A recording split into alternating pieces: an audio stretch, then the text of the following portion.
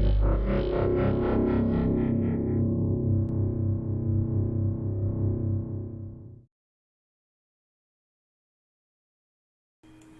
viewers, welcome to Elim TV, a station where you watch, learn and also interact. Your tutor today is Mr. Wanyoike, a mathematics teacher. In today's lesson, we're in Form 1 work, lesson number 26, and the topic is rates, ratio, proportion and percentage. And on to the subtopic, we are on ratio. On to the lesson's objectives. By the end of this lesson, you are supposed to define the term proportion, and also you define the term ratio. And what is the proportion? Proportion refers to the comparison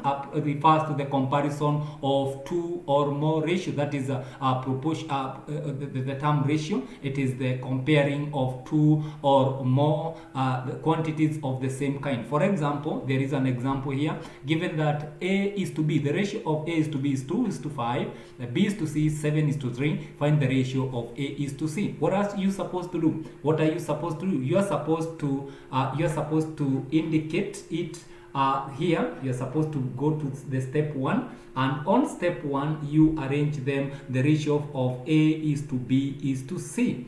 Then you indicate the ratio of A is to B is 2 is to 5. Then the ratio of B is to C. Under B, under 5, you put 7 is to 3. Then you use the middle number here. The 5 you multiply by this, the whole of this number, as you can see here. And the number 7, you put the bracket here and you multiply everything by 7, and then you open the bracket, and the ratio of A is to B is to C becomes 14 is to 35 is to 15. And therefore step number 3, you take the ratio of A is to C, which should be 14 is to 15. That is the example that you're supposed to work. Example 2, an alloy is to be made by combining copper, aluminium in the ratio of these to 8. If there is 39 kg of copper, how much kilograms of aluminium is supposed to be there? What is the amount of aluminium should be there? You can see in step 1, you are supposed to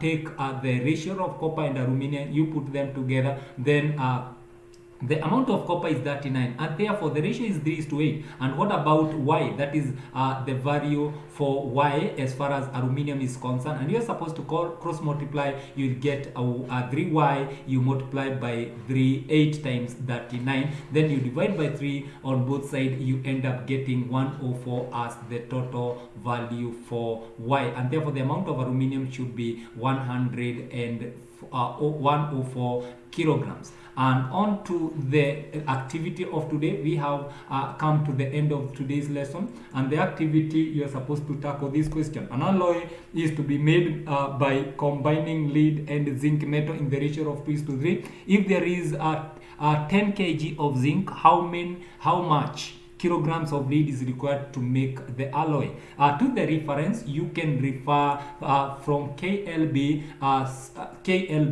Secondary Agriculture Mathematics, third edition, book 1, and the publisher is the Kenya Literature Bureau. For more information, you can reach us at Elim TV using the following addresses: SMS number using that number which is well displayed there, YouTube at Elim TV, Facebook at Elim TV, and finally Twitter at Elim TV_KE. Your presenter was Mr. Wanyoike, a mathematics teacher. Till